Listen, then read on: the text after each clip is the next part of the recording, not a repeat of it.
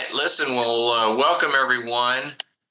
Today is we're having our March 3rd or our March novice meeting for the Houston Astronomical Society. My name is Chris Morissette, and I'm the novice chair for the society. And we have a really good presentation tonight. Mr. Justin McCollum is going to present to us a topic entitled Exploring the Orion Nebula and the Trapezium of Orion. So I'm going to, if you would, I'm going to go to my teleprompter here and go through an introduction here. The Orion Nebula is one of the best known nebulas in the deep sky. Conditions within the nebula permit star formation. Hence, this celestial body is a stellar nursery that is home to thousands of stars, protoplanetary and accretion disks, newborn star clusters, intense O and B class stars, as well as other structures.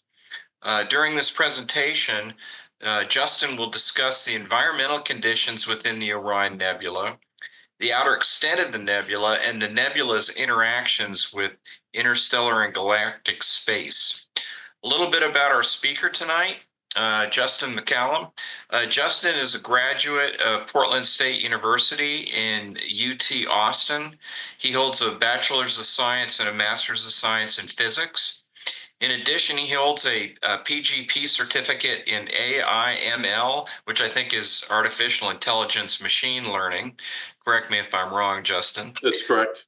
With the McCollum School of Business, and he graduated at the top of his cohort here back in 2023.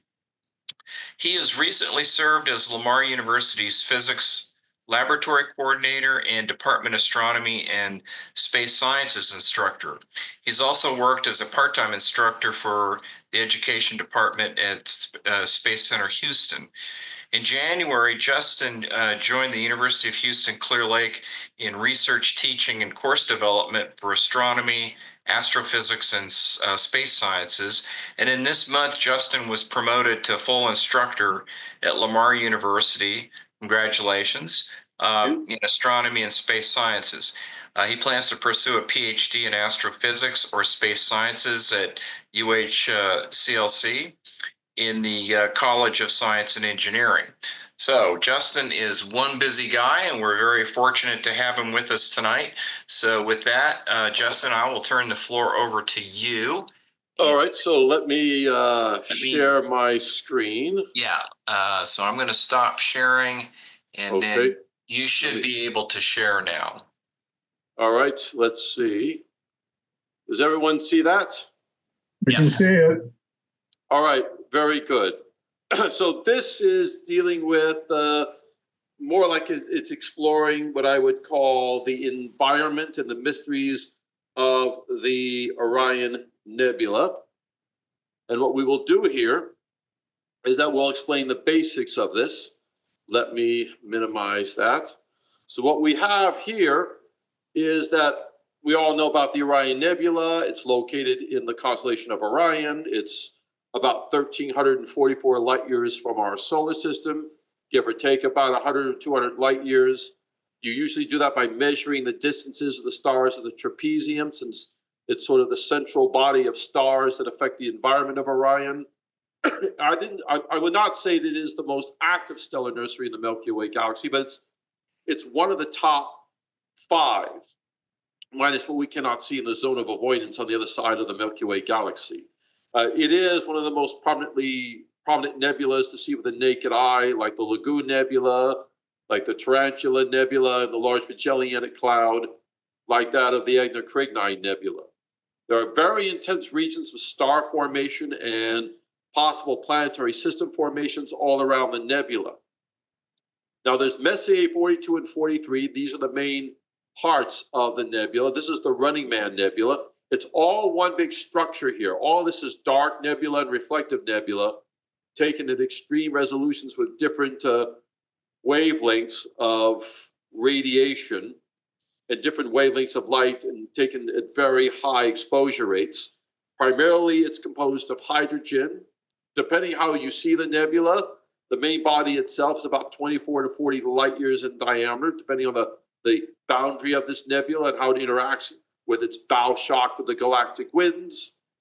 Now, around the time Galileo was becoming the first astronomer to use a telescope to observe the night sky, a French astronomer by the name of Nicolas Claude Fabry de Peyrefitte, using the type of visual astronomy techniques used by Tycho Brahe, actually was the first to recognize it as sort of a hazy, out of focus sort of star cloud, or a hazy cloud, nothing like that of the stars, not point bodies. And this is a nebula that has been around for quite a long time, for millions of years, but it only has another 3 to 5 million years before it ceases to exist. And we have to remember that most nebulas are about 10% to 30% efficient in star formation. Beyond that, there's just so many stars that are being developed in this nebula that the radiation will dissipate all that gas out into galactic space. Now it's about 2,000 times the mass of the sun. If we base it on a spherical volume of the inner 24 light years, it's a volume of about 10,500 light years. So it's a very vast area in the Milky Way galaxy. Now, most of this is going to be hydrogen and helium, and even though it looks like there's a lot of material here, depending on the edge of the nebula, depending on the amount of stuff moving inside the gases here, and the density of the dusty material, there's about 600 atoms per cubic centimeter for the average density, but it's going to be about 95% hydrogen and helium. We all know about the trapezium. There's about 6,000 members. Among the 4 monstrous stars, the A, B, C, and D, it's incredibly densely packed. And a lot of those stars are newborn stars. A lot of them we can see here in the dots. It's actually an inner cluster inside an overall cluster. And a lot of the stars are just newborn stars. So we have to pierce through the nebulous gas and infrared to see those newborn stars. Oh, going back to here, this is theta 1 Orionis. This is theta 2 Orionis, in case anybody is curious. Now, what's interesting is that this is all part of what we call the basically the big Orion Eridanus superbubble. This is a giant nebulous complex. So here is the Eridanus constellation over here. Here is Barnard's Loop. Barnard's head, the Lambda Orionis ring, is not part of the superbubble. Judging by the motion of the gases and the chemistry, it's not connected with this overall large bubble right here. But here's the Orion Nebula. Over here is going to be the Witch Heads Nebula. So here's just various parts of the nebula itself. Now, the supershell on the edge is extremely hot because you can get a certain amount of X radiation coming from the stars in the center. So on the scale of hundreds of light years, the gas, and then we really, when you measure the temperature of the gas, it's based on the energy in electron volts. You get into the mega electron volts, hundreds of mega electron volts, the high speed of electrons. It's the gas of the shell itself can be up to 1,000,000 Kelvin. The stars are very massive. These are the OB stars, the very large blue hot stars at the upper edge of the HR diagram for the evolution of stars. So 80 to 100 times the mass of the sun. The stellar winds emit much energy on the scale of about, well, equal to about the entire 10 billion year lifespan of the sun. 10 to the 44 joules, that's 1 with 44 zeros. So you're talking octillions of joules of energy. And it can be all released from these supermassive O stars at the center within just a few seconds. So there's just billions of years, the equivalent to energy output from the sun being released every few seconds. And when it impinges that energy upon the nebulous gases, it gives it enough momentum where it can actually escape out, not only into the galactic space, but some that can escape out into intergalactic space. We talked about how there's an escape velocity for the Earth's field of gravity, for the radiation to escape out, for a body to escape from the Earth's gravitational pull so it can travel to other planets in the solar system. Well, you also have an escape velocity for the galaxy where stuff can escape the gravity well of the Milky Way galaxy itself. Now, here are facts about the superbubble. It's about 1,200 light years across. We're actually within our own local bubble. So there are many of these types of bubbles. Our local bubble on the outer edge within our stellar neighborhood is actually about 500 light years from the outer bubble of the Orion Eridanus bubble. And within these bubbles, lots of dark nebulous regions, lots of remnants from past stellar nurseries being born. We got a stellar nursery here, there's one here. The Running Man Nebula above that is another stellar nursery. So there are multiple stellar nurseries. Orion is just part of this overall gigantic complex. And right over here, we would have our Witch Head Nebula. We can see that usually in good telescopes and visible light under dark skies. You can see that. That's actually located right there. And there are just dozens and dozens of open star clusters, not just the NGC and ICs, but the Cygnus, the Kings, and the Berkeley open star clusters. Now, what's interesting, this is from the James Webb Space Telescope. Lots of, mostly hydrogen and helium, then in star formation, you get the oxygen. It forms a lot of complex organic molecules, lots of exotic compounds. One of the precursors for life is this methyl keton, this sort of hydrogen, the methane molecule stripped of a hydrogen, so it becomes charged up. There's formaldehyde, which is the precursor for RNA molecules. We even have acrylonitrile, which is a chemical used for making synthetic fibers and synthetic rubber. But we can find all of that inside the chemistry of the nebula by studying the intensity peaks and what wavelengths of light they emit in the infrared. Now, there have been a survey of starbursts by the Hubble Space Telescope, some hundreds of these sort of lumpy clouds showing lots of star formation taking place. There's a high concentration of protoplanetary disks, particularly around here in the Orion bar, which sometimes you can see in telescopes. And this is an intense area of research because it shows the rate of dissociation where the dust is broken up, it becomes ionized and disperses as gas that's been charged up by the ultraviolet radiation, mostly from the big giant here, Theta 1 Orionis C. And this is the best area where we see these methyl ketons. And what happens is that you get something like water and methane. It gets broken up by intense ultraviolet radiation that splits up but basically detaches electrons from those molecules. It breaks them up into polyatomic ions, and that becomes the organic ingredients for complex life. This is the Orion bar. This is a swirl of dust or gas, a material that's literally falling as a gravity well, as a drain. So we think about gravity wells is that you get something like here. Here's the brown dwarf star. This dust right here has a lot of methyl ketons. How it does not get dissipated by the intense solar radiation is unknown. But the intense UV radiation in the trapezium, which lasts for only a few million years, wherever there's a lot of carbon and methane and water, it's causing a tremendous formation of these ketons, particularly around these red dwarf stars. It's the basis for forming complex life. But basically, it acts as a gravity well, and that's a drain where the matter is just simply merging around the red dwarf star to form planetary systems. The primary driver is photochemistry. So this is just hydrogen gas and methane and hydrogen carboxyl ions, and it's forming into carbon monoxide. It's creating these methyl ions. This is the concept of called endogenic reactions, where if you absorb the radiation from the sun, basically photons in the far ultraviolet portion of the electromagnetic spectrum, it drives the concentration of methane and hydrogen ions.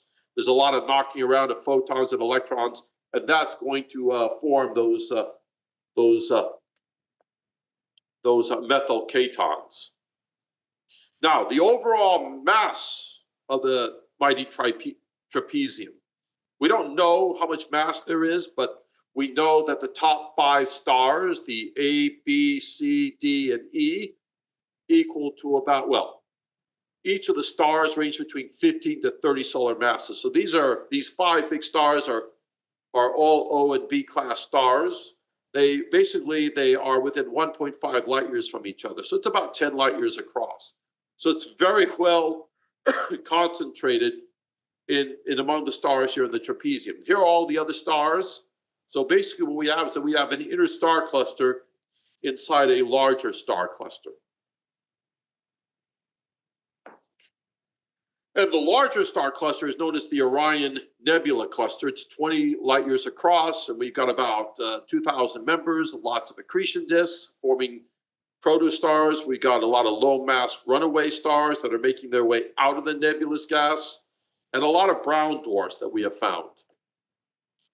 One thing we have to be aware is that every one of these stars is a binary or a multiple star system. Some of the binaries, just such as like Theta 1 Orion C, can only be separated by infrared interferometry. And there's the C1 and C2, using the Very Large Telescope interferometry in the Southern European Observatory. Those 4 big 8.4 meter diameter mirror scopes, we can see how the C2 star orbits around the C1 star. And this is going to be an O-class star. That's a B-class star. The binary itself is emitting the bulk of the ultraviolet radiation that's causing the Orion Nebula to disintegrate, breaking the dust down into gas and dissipating about 1,000 times the strength in its stellar winds in comparison to the sun. One thing I was astonished is that the combined magnetic field of this alone is about 275 times the magnetic field of the sun. And we think about the Earth's magnetic field, it's about less than half a Gauss compared to 4,000 Gauss. And this is 11,000 kilogauss. So we're basically looking at in the mega Gauss. So that's an intense magnetic field. There is what we call a fossil magnetic field. Usually with a star like the sun, when the north and south poles are flipping around each other, the magnetic field is changing. But a star has a magnetic field when it is born, and if there's influence from other stars, that magnetic field remains fixed. It doesn't undergo its fluctuation. That's what we call a magnetic fossil field. So the Theta 1 Orion C has an unchanging magnetic field. You can see it's very hot, very intense luminosity. It's very young, very young. It's practically an infant compared to the sun itself. And if it was 10 parsecs away from the Earth, what we use for measuring absolute magnitude, it would be brighter than the planet Venus. There's the Theta 1 Orionis A. So we talk about the other stars. Well, A1 is a B-class star. It's a mass of 15 suns. Its companion is an A-class star in a highly elliptical orbit. It's a T Tauri star. It's gravitating slowly towards the A1 star, so it's losing its energy. The gravitational energy is radiating away from the system itself as it becomes thermal.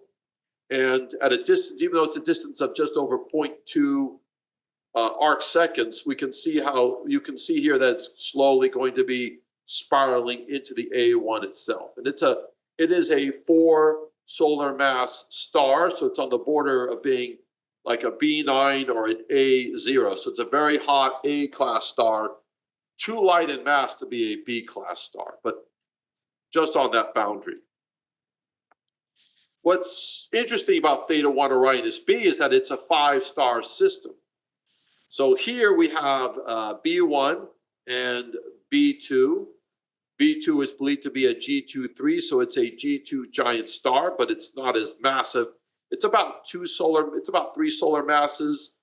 The big central star, the blue main sequence star, is 5 solar masses. These are 2 F-class stars, around 2 to 2.5 times the mass of the sun. B4 is about 1/4 the mass, 0.2 times the mass of the sun, so it's like a red dwarf star. It's very, very young system. We say it's a variable star system because it is it's an eclipsing binary, so we can see this tremendous drop in the brightness as the B1 orbits around the B2. So that's the only way we can distinguish the B1 companion from the B1 star itself, by this dip. And we can see the change in its magnitude in between 8 and 9 hours every 6.47 days. So it tells us about the orbital period. They're very, very close together. And these systems don't last. They only last for a few million years. So here we have the mighty trapezium. There's the Theta D star. It's got a spectroscopic companion in a 40-day orbit. It's only separated by 18.6 milliarc seconds. Orion, Theta 1 Orionis E is a binary system of two A-class stars of the same mass. They're very close together. It's an age range of 500,000 years. It's part of what we call the new catalog of suspected variable stars, because you get this dip right here, which probably is one star orbiting around the other star itself, but not much data to determine whether or not it has variable properties. And one of the things we find is that there's actually a very large dispersion of velocities between 5.5 to 4 kilometers per second. That's likely due to the possibility of the stars being pushed out by sort of a gravitational slingshot by some intermediate black hole, possibly around 100 to 150 solar masses, which would be topping off the massive end of an O-class star. There's a lot of dispersion and consumption of gas in the inner region of the trapezium. This is in the inner quarter parsec. Here we give the size of the potential black hole. It's consuming about 10 billion times less mass per year in terms of suns compared to the gas produced by the Theta 1c Orionis star, the big bright star in the trapezium. But there are measurements of some very intense X-ray emissions, about 10,000 suns, which is equal to the Cygnus X1 system, one of the first systems to be discovered as an X-ray source for which it has a black hole. And we can see the line of sight. That is, when we look directly at these stars, we can see they're moving at pretty high speed in the kilometers per second. This is interesting. This is one of the most predominant areas. This is the Buckland Nebula star. There's actually 3 stars that are being flung out from each other. It's about 540 years ago that this happened, and the stars are moving from each other at 30 times the speed of most of the stars in the Orion Nebula. You can see how the X star is moving quite quickly through the Orion Nebula, although that's less than half the speed of the sun as it orbits around the center of the Milky Way galaxy. We don't know what's the missing culprit of this, but basically what happens is that you think of the stars merging together, but as they move by each other at high speed, there can be a lot of gravitational slingshots that can knock the stars away from each other. So we have this game of gravitational billiards happening in this region around the Buckland Nebula star. And here it is right here, right at that position. And here is where we have the trapezium. So in terms of the source, this is from the original paper by Douglas Kleiman and Frank Lowe. Up here, you get the sources for the water and for the hydroxide sources, because they produce what's called a maser. It's like a laser beam, but with microwaves that stimulates the gases, but it's pretty cold. The surrounding dust is 70 Kelvin. The gas itself is rather cool, 600 Kelvin, compared to the thousands of Kelvin and tens of thousands of Kelvin to have all this gas heated in the ultraviolet. But we can see in the far infrared. Here, this was measured using the TIMI-2 instrument. Very good for looking at far and mid-infrared. And that's at the La Silla Observatory in Chile at 2 different wavelengths in the far infrared itself. But the output of energy is around about 100,000 suns. But one thing, this is in a part of the nebula known as the Kleiman-Lowe Nebula. And this has about over 1,470 X-ray sources. So this is the pinnacle star formation region. You can see right here, this is the trapezium. Here is this great explosion of this gas material, and the explosion caused the shock wave of material. Gas is expelled outwards. This is applying Newton's third law, and the front bow of this dusty material is blown outwards like a nice explosion of material.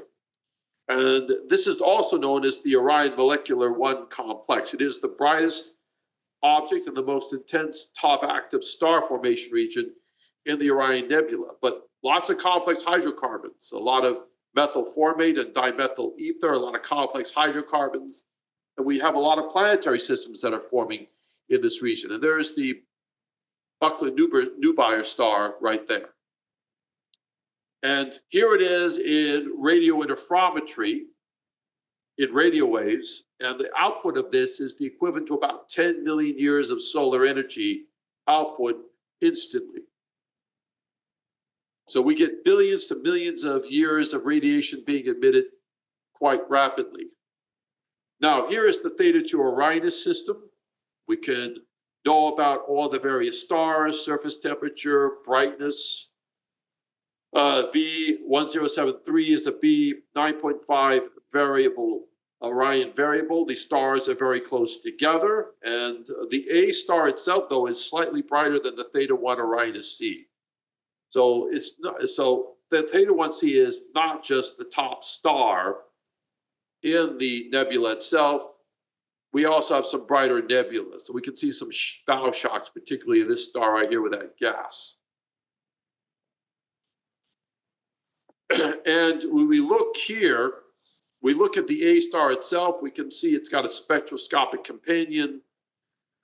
Right here is going to be the blue circle, which represents the O-class star that's going to be in this system. For the A star, it's actually a triple star system itself.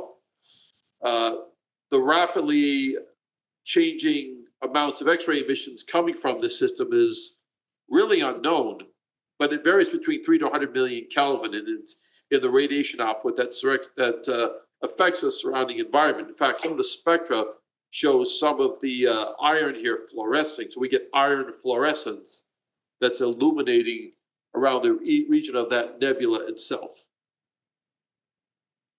And we have to remember, we're seeing the nebula being eaten out from the inside out. That's what we call a Strömgren sphere. This is common with many nebulas. The dust comes in contact with a lot of intense ultraviolet and X-ray photons. They take the dust, they break it up into a gas because they're charging up the particles. They strip away electrons, it becomes ionized. The gas has high energy, it escapes, so it's a form of solar erosion. And the cause of that is that any of these stellar nurseries, we get an intense small number of these O and B class stars, 15, 30, up to 100 times the mass of the sun. And most of these regions, though, the blowout is not uniform because you get a backlog of a lot of dust here. They get pushed back in the bow shock.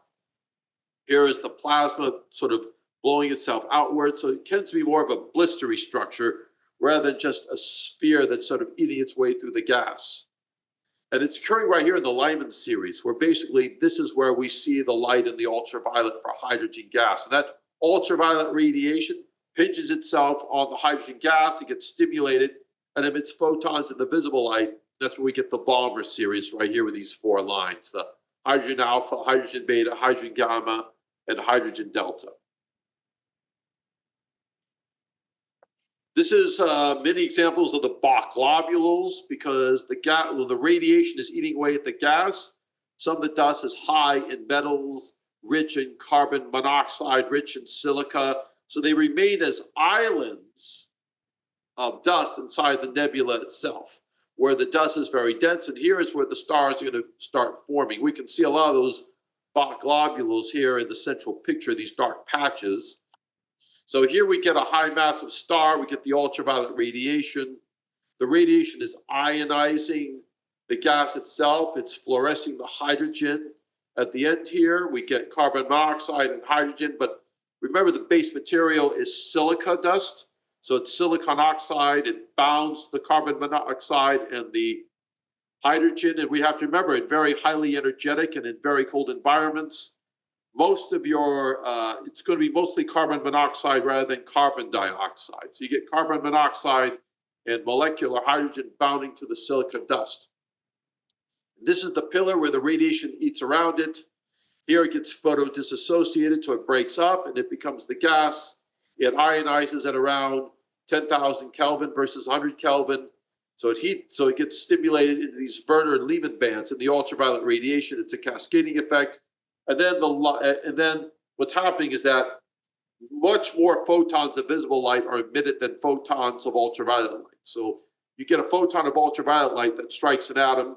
It gets absorbed by one of the electrons. It gets stimulated into the high orbits. And then they cascade down into multiple orbits and emit multiple photons of visible light. So a photon of ultraviolet light can be broken down into multiple photons of visible light. And that's going to make the gas glow. So it glows in that ultraviolet fluorescence that makes the gas glow in visible light.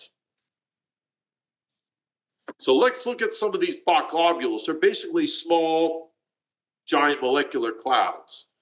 Mostly it's going to be silica, and the silica bonds to the molecular hydrogen and frozen CO, carbon monoxide. It's no different than the way silica dust in the Earth's atmosphere bounds electrically with water molecules to freeze up and form clouds. They're going to be about a light year across. They're going to be about 1 to 50 times the mass of the sun. It's from these cocoons that we get accretions of protoplanetary disks. And in the formation there, we get collections of water. Those basic organic molecules interact with nitrogen to form amino acids. And yes, we have found nucleotide bases, which basically are sort of the nucleides that make up DNA molecules, that make up DNA and RNA. We found these in these Bach globules right here. So we think about the source of our DNA and our nucleic acids. They can be formed inside nebulas using what we call this photochemistry based using ultraviolet radiation. Now we can look at these enormous gas globules. This is looking at the Orion bar with the James Webb Space Telescope. We can see the young stars inside the globule. They're bright in the infrared, so they can penetrate the gas. So here we can see this cocoon. If we saw this invisible light, this would all be dark, but there's the disk. And right at the center there is that protostar.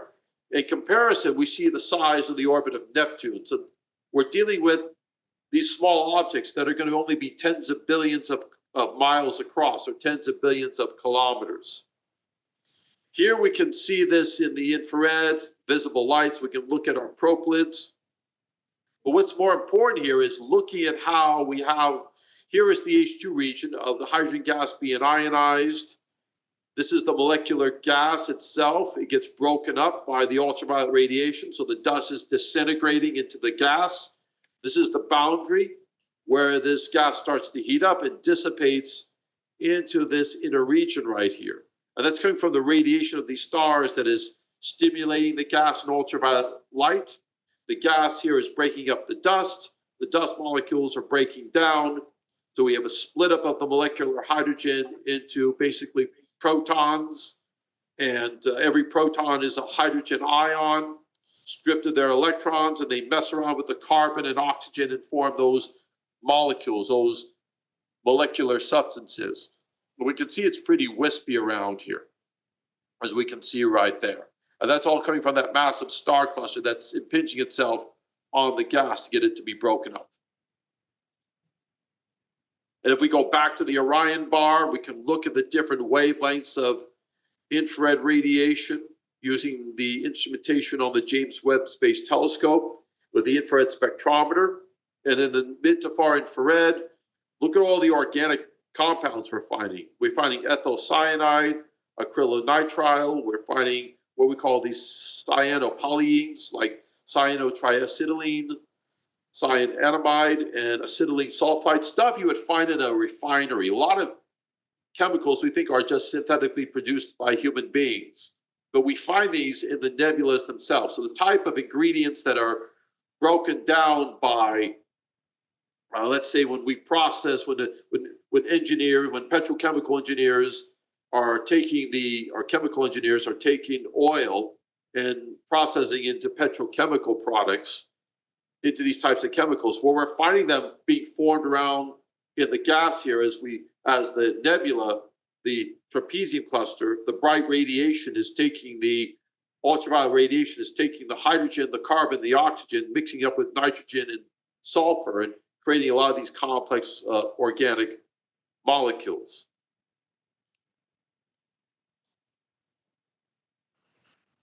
So we got these protoplanetary disks. So the Bach globules will form into these flat disks, these what we call these proplyds, which is short for these protoplanetary disks. There's about 180 of them that are known. The material is ionized under the intense ultraviolet radiation as it eats away at the dust. So we get photodissociation at the edge. The gas here is glowing in the visible light from being exposed to the ultraviolet radiation. And we can see as the dust thins out, it's like looking through the fog and seeing the protoplanetary disks. Look at right here, there's two types. We get the dark, dusty silhouette disks, as we see here, here, and here. They look like UFOs, and here's the shining light from the protostars. And then there is the luminous and the glowing, as we see here and here and here. And we're either going to have no planetesimal systems or large planetesimal systems, meaning that either in this nebula, we're going to have a bunch of stars by themselves, perhaps with a companion, or they're going to end up with large planetary systems. So that probably indicates that planetary systems as immense as that of our own solar system are probably going to be the norm rather than the exception with a lot of these stars. And this is looking at it up close. So we have, right here, we have the example. We have the stellar winds. There's the bow shock because we have the low velocity dust coming against the more energetic, low density radiation. The dust itself is being pushed back by the momentum of these highly energetic particles. It stimulates the particles at the edge. It stimulates the particles with lots of ultraviolet radiation, and that starts to glow and dissipate. The radiation can eventually penetrate the bow shock itself and form a secondary bow shock, which is the gas bubble. And the material inside, because particles, as they collide, they have their own angular momentum that forms the protoplanetary disk as it spins around. Material falls into the star due to the star's gravity, and the star will emit extra energy in its formation. It emits these jets right here, these lobes that interact with the surrounding gas and form what we call Herbig-Haro objects. And inside this dust here, we can see an example here of the accretion process of where we see protoplanets coming into formation. But we can look at different wavelengths of light. This is in the carbon, the oxygen, hydrogen alpha, sulfur 2, and we can see the dust tailing off.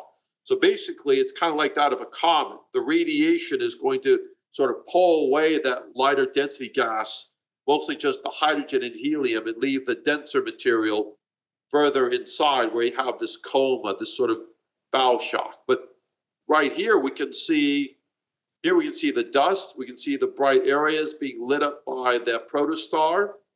In here, we see this is another enormous glass globule. And in infrared, we can penetrate it, makes it transparent. There's that sort of the lump of dust rich in organic material. And that little dot right there is that central protostar being born. And searching for water ice. What's interesting is that you can look at several locations on the disk at around 3 microns. We see a sharpening right here where we can look deeper and deeper and deeper inside the disk and see more and more of the water ice molecules, looking for the hydroxyl ions, the oxygen and hydrogen, one oxygen, one hydrogen. And what that means is that we can actually look at the water ice being protected inside the protoplanetary disk without it being dissipated by the ultraviolet radiation coming from the trapezium. So this is a near-infrared spectrograph. One thing is that we find a lot of brown dwarfs. About 20 of them have been discovered, and we can see them through this is the Hubble itself. There's the silhouette of the disk in visible light. We penetrate with the infrared, and the brown dwarfs are very bright in the infrared.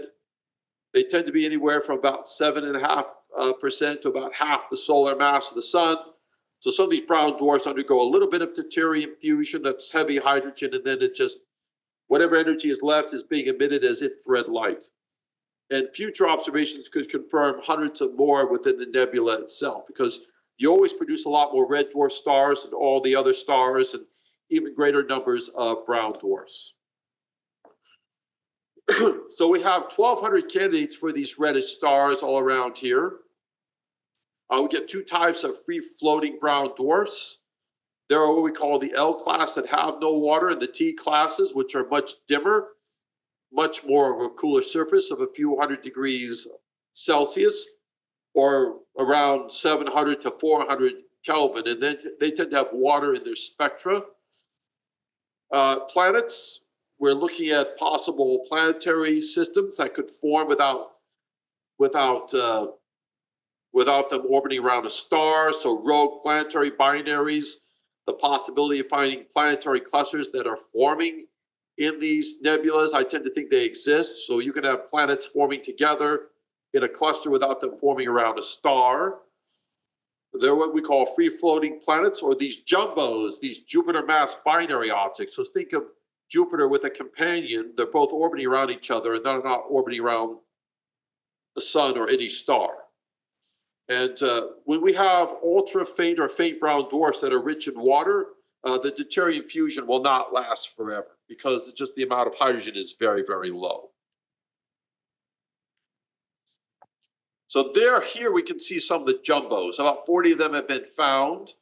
How these jumbos are forming inside this nebula without the radiation literally causing them to be literally being pulled apart, because unless you're forming a star in a protoplanetary disk with a lot of mass, you would not expect planets to form freely inside inside this nebula. But we're getting jumbos. These are Jupiter-sized bodies, so there may be no lower end to how small of objects can form inside these stellar nurseries without being torn apart by the tremendous ultraviolet radiation. So it indicates there's a lot of rogue binary planets probably forming in our galaxy. And how is that taking place? Well, there's many publications that have yet to meet peer review approval, so there's a lot of unresolved questions about that. And a lot of them are taking place in these repulsive pillars that are occurring inside the Kleiman-Low Nebula. And we have a lot of structures that are given a lot of common names. The two bars that we see, there's the proboscis minor and the proboscis major. There's the Huygens region. Right over here, we see a lot of stars. We see a lot of dark nebulous patches given common names. I'm sure people have seen the fish mouth. There's the fish head region right here. Here's the ink spot. There's the Orion bar. There's M43. There's the main branch. And within the proboscis major of the Orion Nebula, we do see a lot of stellar bodies, a lot of red dwarf stars being formed, anywhere from about 25% to about 2.5% the mass of the sun. So that means down at this number right here, we're getting a lot of low mass brown dwarf stars. We see them here, dots right here. There's one right here. There's a few in here. And a lot of the twisting and the warping of this dust due to the interactions of the radiation from the star itself. And that's what we call the Helmholtz instability, which forms the bow shock, where you get a light, dense, highly energetic, very fast gas interacting with a very dense, low energetic, dusty material, and ends up pushing itself inwards and forming these sort of cloud fronts that we see here in the Orion Nebula. But that's no different in the storm activity we see on the up above the sun's photosphere as we get these coronal mass ejection eruptions, and the type of curling effects we see when we have the Earth's atmosphere highly energetic and it's whipping away around the denser, colder clouds up here in the stratosphere. So here are some examples of the bow shocks. Here's one around the L Orionis, very young star itself, variable star. We see the bow shock of the gas. It's being diffused into this crescent shape. And the angle which the gas is pitching itself on the bow shock, as we see here, and with this star and that star, is really dependent upon the angle of the gas. As we have a high stream of charged particles, they collide with the colder gas, and it causes the dust to turn into a gas. It dissipates in the formation as the star is consuming as much material as possible to form into its modern stellar body.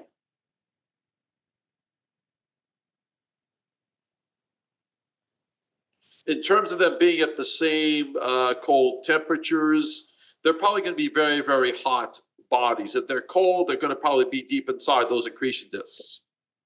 But Herbig-Haro objects, so remember, we get jets of material being shot out. That material starts to condense as it comes in contact with the hot stellar winds with a lot of dust, a lot of gas, a lot of energetic particles. And so the shock waves are these Herbig-Haro objects. It's not really the star and its protoplanetary disk. It's the shock waves of the gas that come in contact with the colder environment, with particles in the galactic winds that travel at different speeds, affecting the density and the motion of the particles. So the gas is ejected outwards, and the colder, dense material is being thrown outwards, And we can see here, this is pretty much like a rocket ejecting its fuel. So here we get that example of Newton's third law that we apply to rocketry. And we can actually find these. Here's Herbert-Haro 203. There's Herbert-Haro 204. This is 505 right here. So we can actually locate them. I don't know if they can be seen in the telescope, maybe not 505, but who knows if you're able to see these patches.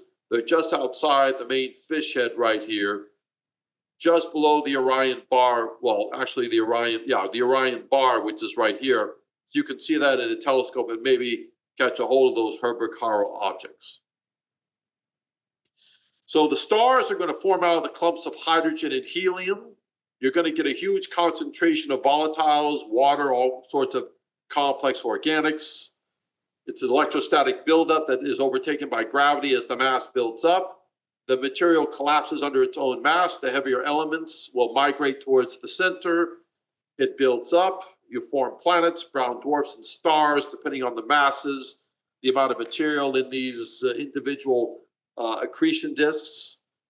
But if it's a star, the gravitational potential energy, some of it gets converted into thermal energy as the particles start to collide, as they get crushed in by the body's own increasing gravity, by its increasing mass. And then you overcome the binding energy of those atoms, particularly hydrogen and helium, and you get into the nuclear fusion. And any angular momentum is just the way the particles are colliding, because any material wants to travel in a straight line.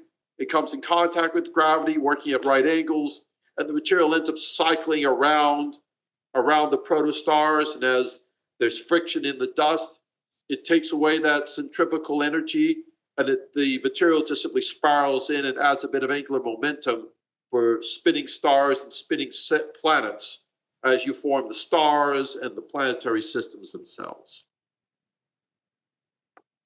So it's strange and wonderful, the Orion Nebula. There's a lot to learn about it. We're learning everything in new concepts of stellar formation, planetary formation, and evolution. And it's a never-ending journey with the Orion Nebula. So I appreciate everyone coming to see and observe my presentation, and that's what I have. Wow, that was really good, Justin. The Orion Nebula is kind of the feature object for this time of year, and to take a deep dive like that is really cool. Mm-hmm. I do have a question and a comment. Yes. The comment, there was one chemical that you had listed, and I want to say it was like acetyl nitrile of some sort. Was that, do I have that right? Let me go back here and I can show you the list of the chemicals. Yeah. I have here. It's like, and you were, yeah, here we go. It's, is it, about the acrylonitrile? Yeah, right. Yes. Is that referred to as ACN by any chance? Do you know? I'm not a chemist, but I think that is. But it is basically a synthetic chemical used to make synthetic fibers, like any type of synthetic polymer. Okay. And synthetic rubber. Well, I worked in a butadiene plant many moons ago, and ACN was a big actor in that, so that brought back memories. The other question was, you mentioned free-floating planets, and yes, if I heard you right, you're saying that there's more research and peer review to be done before we have a fuller understanding of how and why those occur. Did I hear you right? There's a lot there's a lot of theories among those yet to be released peer-reviewed documents that I found on Archive, where basically what we're getting here is that we're finding that there are just as many planets possibly forming without having a stellar companion, just like with brown dwarfs. And we can see it right here. This is 2 Jupiters. These are 2 Jupiters. These are 2 Jupiters. These are 2 Jupiters. So we're finding binary Jupiter-like planets forming together without being near a stellar companion. Gotcha. Interesting.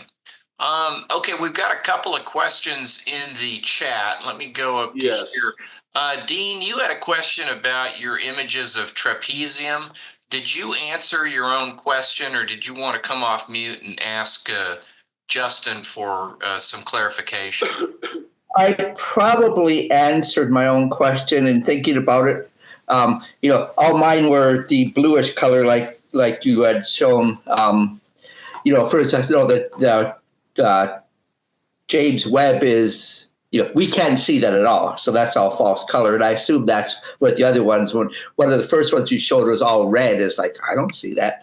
But in thinking about it, you probably took them through well, James Webb and Hubble, and then they assign colors to different wavelengths of light. Right. Yeah. And sometimes it's not like going from blue to red, from high to low energy. It's what produces the most contrast, so you can see the most detail. Right. I mean, in other words, I was thinking more of the visible light ones. And then like you have one of them, when I first took it, I got just the blue core of the Orion Nebula, and later on I ended up getting the whole. Let's see here. Well, here's a let me go back here. You've taken, so to clarify, Dean, you've taken some pictures and you were comparing yours to what you saw in Justin's presentation. Right. Go. You were just on it. Let's see. You just let's see. Where? I've lost which direction you were going, and you had a perfect one. Let's see here. No further. Further. Go. Yeah. Further. Let's see. Further. Let's see here. Let me go something like let's see here. Let's see. That's a good one right there. Yeah. I took on something like that. What I can figure out yet is, it's a different. I need to go to the astrophotography sig, but I get something like this when I live stack this, the one that's on the top. When I don't stack, I get the just the central blue. Well, here you can see that boundary. There's the Orion bar. You see all this sort of chaotic material, and you see the blowout right here. That's going to be the Climate Low Nebula right there. Yeah. So most intense star formation process is occurring right out here towards the back and above the trapezium. Yeah. And Dean, you had another question here. Rogue planets having no nearby sun are all at space cold temperatures, or some at Earth temps? Yeah, they all basically just cold ice, cold chunks of ice, or some of them possibly warm to even hot. Well, you have to remember that the gas is being heated at thousands of Kelvin. Right. Temperature. Okay. Now, for the dust itself, for those planets to be cold, would probably be in these stellar cocoons. Even though the temperature would be several hundred Kelvin, but that's incredibly cool compared to the ultraviolet. Yeah. Okay, but they're not a place where you want to go walking around without temperature protection. Oh no, everything here is newborn. I mean, only millions of years old. Yeah. Okay. These are gas giants like Jupiter. They probably, I don't know if they have moons orbiting around them, but this is not a place you would explore because the ultraviolet radiation would be tremendous. Hundreds of thousands of times the intensity of the sun. Every second of every day. Yeah, I'm thinking of some of the sci-fi where they're on a rogue planet and it's like, okay, they're off in the middle of nowhere and it looks like a nice place, and I would expect that to be not far above absolute zero. Mm-hmm. So that's what I was wondering about in here. But yeah, that's in a high temperature place. So yeah. Okay, well, good. Thank you. All right. Thanks, Dean. I don't see any other questions, although Linda provided some clarity on ACN. So I think that was a different compound. So thank you for that. Yes, you're welcome. I'm sorry? I was saying, yes, you're welcome. Yes. Okay, great. I appreciate that. So with that, if anybody has a question, please come off mute and ask. And I might add, I only mentioned a small list. There's like some 70 chemicals, hydrocarbons that have been found forming in the Orion Nebula, stuff that you would probably recognize being processed by chemical engineers in a refinery. Anything from forming DNA molecules all the way to creating like the stuff we see with synthetic plastics. Yet it's all a matter of taking nitrogen, silica, water, and ammonia, and methane, and interacting it with hydrogen gas with ultraviolet radiation, and we see that complex chemistry taking place. You don't need to have petroleum to do that. So, okay, if somebody has a question they'd like to ask Justin, come off mute. No questions? Going once. I have a question. Yes. So I'm a biochemist by trade, so I'm interested in the astrochemistry of it all. Mm-hmm. I was wondering, there's, the 20 essential amino acids that we see on Earth, but I was wondering if you've seen like the unnatural synthetic amino acids that are being seen, like orthanine or hydroxyproline or. Yes, I mean they are seeing those in the spectra coming from. That's cool. Yes, from the spectra from the James Webb. They're very tiny amounts, but they are detectable. Oh wow, that's crazy! I'd like to look at the spectra. Well, then again, you take the basic organic molecules, you mix them with nitrogen and silicon, you get a lot of intense ultraviolet radiation, you get the photodisassociation, you form those methyl ketons, they interact, and you get a lot of the complex organics and hydrocarbons that are forming inside the Orion Nebula. This is knowledge we didn't even have 5 years ago. Yeah, in the lab, we would try to, make these synthetic amino acids and see if it could, with certain interactions in certain environments to try to see if it can possibly even occur, which now we know, and I know we're applying AI to try to figure out all these different types of conformations. And now hearing that the stars are naturally doing it, it's really insane. That's it's not the stars themselves, it's the dust and gas. The dust and gas. And that gets collected in the accretion disks, and it ends up becoming all these chemical ingredients that are toxic to us, but they're essential for forming anaerobic respirative microbes that survive on methane. And over time, the life evolves. It probably has aerobic respiration, wipes out the anaerobic organisms. But all those methyl ions, and not just that, we're also finding rare earth metals and also a lot of heavy metals in these nebulas, primarily because of the immense explosions from all these O and B class stars that are forming. But they're gathering in those accretion disks. Oh, okay. Cool. Thank you so much. All right. Thanks, Linda. Any other questions for Justin? Hey, Chris, this is Bill Spazzeri. I do not have a question, but Justin mentioned Bach globules a lot today. I didn't realize there were so many of them in Orion. But this afternoon, I read an article about Bach globules in the March issue of Scientific American, if you're interested in getting some details on that. And if anybody wants access to the journal I got related to the chemicals, it's a journal on astrochemistry. I can make that available for people. Yeah, excellent. That Thanks. would be awesome. I'm sorry. Go ahead. Yep. In fact, let's go over here. If I can go back, let's see here. If I can go back here and find where it is right there. Oops, did I pass it? There it is right there. It's in the Society of Astrochemistry right there. And it's called, and you can look this up, The Anatomy of Orion Molecular Clouds, the Astrochemistry Perspective and Approach. Okay. Excellent. Thanks, Bill. Appreciate that. Anybody else have a question? Okay. Well, if not, I'm going to. So thank you again, Justin. If you would unshare your screen. Let me get back. Oh, actually, I'll probably just do the stop share. Yeah, there you go. And I'm going to share my Let me just wrap up here quickly. So that was our own Justin McCollum. Really appreciate that tonight, Justin.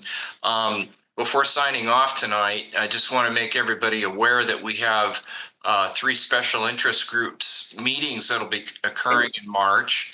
And we have the visual SIG, which will be next Wednesday on the 12th at 7:30. We have the new Smart Telescope SIG, which will be having their meeting on the 19th of March at 7:30. And then the Astrophotography SIG will be meeting on the 26th, again, Wednesday, a Wednesday at 7:30. If you want details, see the email from Stephen Jones with the subject line March 2025 SIG meetings, and you can get the links and all that good stuff for the meetings. And then finally, tomorrow, we have our general presentation, The Joys of Astronomy Outreach, and this will be a panel discussion. So if y'all can make that, that would be wonderful. That's at 7 o'clock tomorrow night. Unfortunately, I won't be able to make it. However, the reason I won't be, and I think Justin as well, is we're going to be at an outreach. So that was, so we get permission to go to an actual outreach and not see tomorrow's. But please, if you're new to the club especially, please tune in. You can get some great stories and information about participating in outreach, and speaking from experience. It's a lot of fun. So with that, everybody, I want to thank you for joining us tonight, and I hope you all have a pleasant evening and a great month of March to get out there and stargaze. Thank you.